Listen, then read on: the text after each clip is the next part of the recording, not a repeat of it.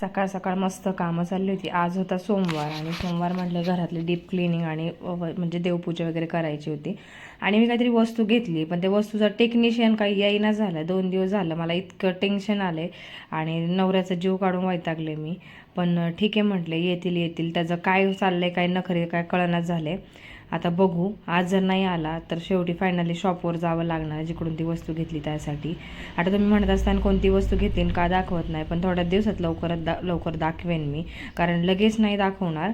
कारण ना कसं आहे, माझ्यावर प्रेम करणारे जेवढी लोक आहेत तेवढी काही लोक जेलस होणारे पण आहेत किंवा टीका करणारी पण आहेत. पण प्रत्येकजण आहे ना प्रत्येकाच्या सोयीनुसार काहीतरी करत असतं, काहीतरी शिकत असतं. सो त्याला म्हणजे त्या गोष्टीवर टीका न करता आहे ना काही गोष्टींनी पुढे जावं लागतं. शेवटी संसार आहे माझा पण, मला पण काहीतरी गोष्ट म्हणजे काहीतरी नाही मिळालं म्हणून काहीतरी दुसरं सोडून देणं ह्या गोष्टी नाही जमणार मला.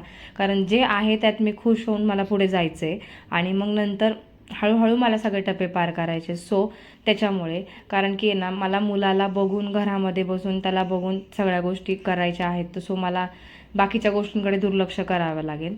सो जाऊ द्या.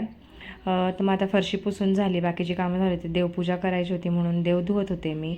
आणि स्वयंपाक तर सकाळीच झालेला होता. आणि आज तनुष आणि तनुची पप्पा दोघेही लवकर गेले. ते तर तनुष तर स्कूललाच जातो सकाळ लवकर, सो आता काही टेन्शन नाही. पण त्याचे पप्पा पण आज लवकरच गेलेत आणि टिफिन काही घेऊन नाही गेले. तर स्वयंपाक झालेलं नाही आहे, चुकून मी बोलले झाला आहे. स्वयंपाक मला दुपारी करायचा आहे आणि ते एक मोठं काम आहे. सो काय त्याला आता बघू काय होतं आहे काही नाही.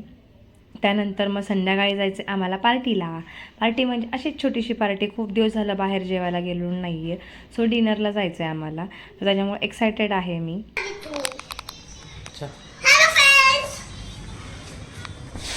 काय मत द्या का तुम्हाला.